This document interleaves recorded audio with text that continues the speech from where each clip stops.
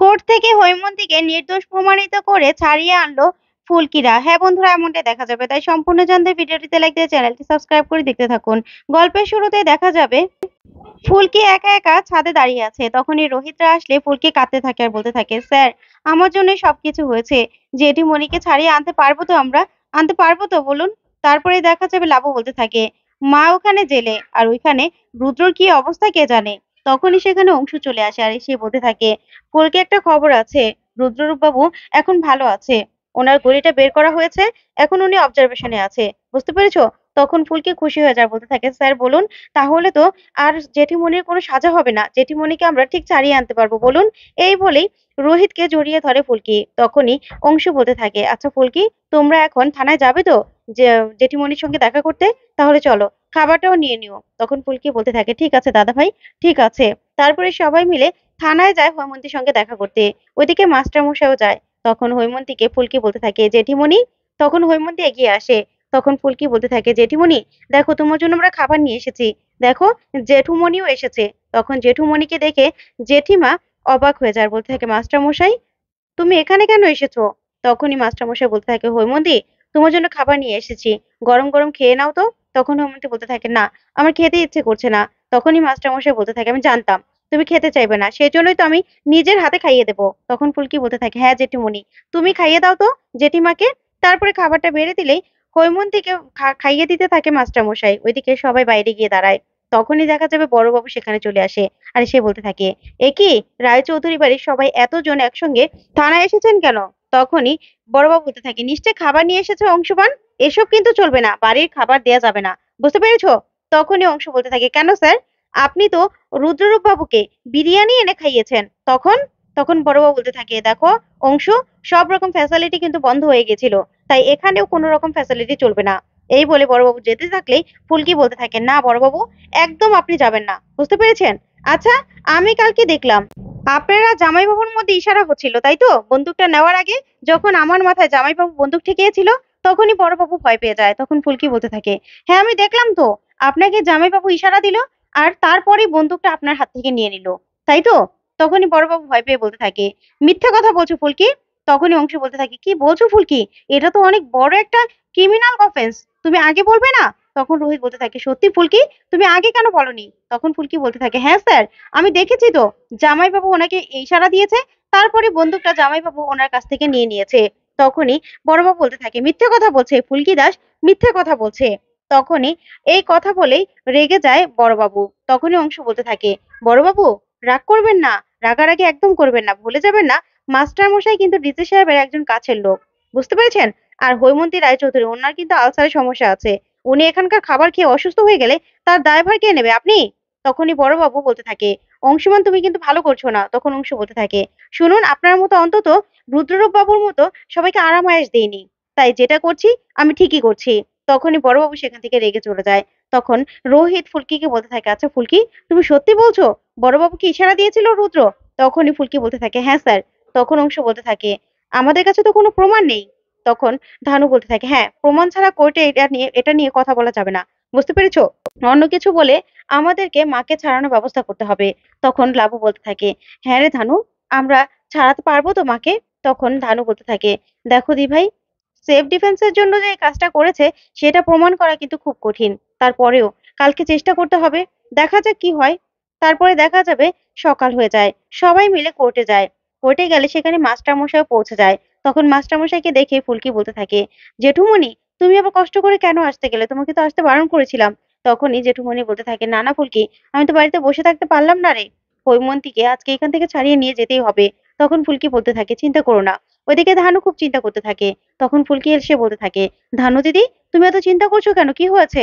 তখন ধানু বলতে থাকে, না রে ফুলকি, আমার না ভালো লাগছে না, আসলে এখানে না কেসটা খুব কমপ্লিকেটেড মনে হচ্ছে।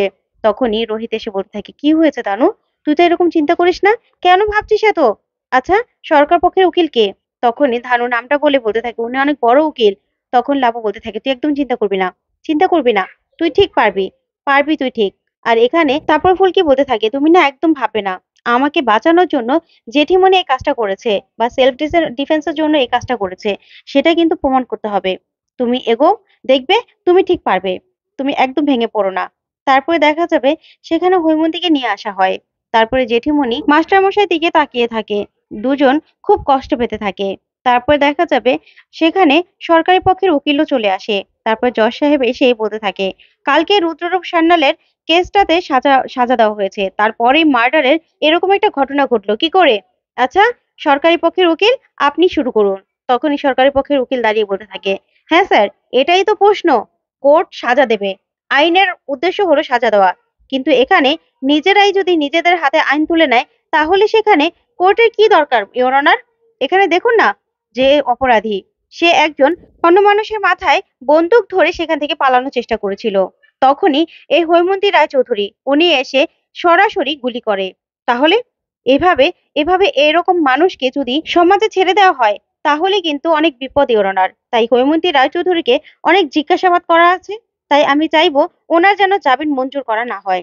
তারপরে সরকারি পক্ষের উকিল বসে পড়লেই জজ সাহেব বলতে থাকে, ধানসিঁড়ি রায়চৌধুরী, এবার আপনি কোন রাউন্ডে জামিনের জন্য অ্যাপ্লাই করছেন? তখনই ধানসিঁড়ি বলতে থাকে, ইওর অনার, আমার মক্কেল সম্পূর্ণ নির্দোষ। তখনই সরকারি পক্ষের উকিল দাঁড়িয়ে বলতে থাকে, নির্দোষ কিনা সেটা তো পরে দেখা যাবে, তাই না?